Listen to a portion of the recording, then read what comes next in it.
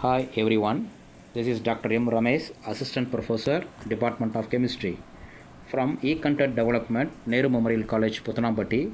Today I wish to discuss the topic why corrosion occurs on metals. Why do we need to study corrosion? In our daily lives, we often observe that metals corroded. The destruction of metals due to corrosion cost approximately 3 to 5% of the global GDP. Beyond the economic losses, corrosion impact health, safety, and the environment. Industries such as oil, gas, and steel production are significantly affected by corrosion. Why does corrosion happen? Corrosion is defined as the gradual destruction of metals or alloys due to their chemical or electrochemical reaction with the environment. Most metals in nature occur in the form of ores such as oxides, carbonates, sulfides, and chlorides. During the extraction process, energy is applied to obtain pure metals from ores.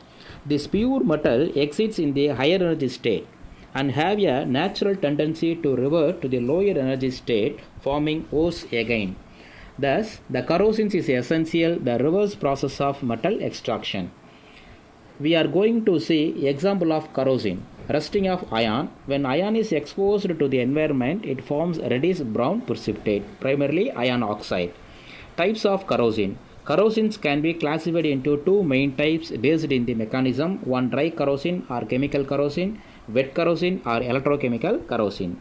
What are the conditions for wet or electrochemical corrosion? Contact with an electrolyte. The metal must be in contact with an electrolyte, example water or a conductivity solution. Second one, presence of two dissimilar metals. When two dissimilar metals are electrically connected and immersed in electrolyte, they form a galvanic cell where corrosion occurs at the anode. Third one, varying oxygen or electrolytic concentration. The metal is exposed to region of varying oxygen or electrolytic concentration.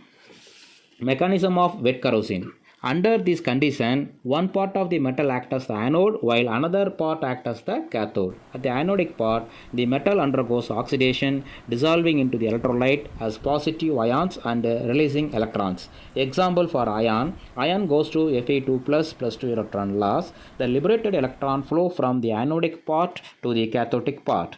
At the cathodic part in acidic environment, the H plus ions in the electrolyte accept electron and get reduced to form hydrogen gas. In neutral or slightly alkaline environment, dissolved oxygen in the electrolyte is reduced by the electrons to produce hydroxide ion. The ferrous ion produced at the anode react with the hydroxide ion from the cathode to form insoluble ion 2 hydroxide. The ion 2 hydroxide react further with oxygen and water to form rust. Electrochemical series and corrosion. The electrochemical series arrange metals by the standard reduction potential. Metals with a higher reduction potential above the hydrogen tend to undergo reduction, cathodic part. Metals with a lower reduction potential below the hydrogen level tend to undergo oxidation, anodic part. Anode corroding. Metals higher in the series, example zinc oxidized and corroded. Cathode unaffected. Metals lower in the series, example copper reduced and remains unaffected. Example of galvanic corrosion, zinc and copper. Zinc anode corroded while copper cathode remains unaffected. Steel screw in brass marine hardware. Steel ion act as the anode and corroded while brass act as the cathode and remains unaffected.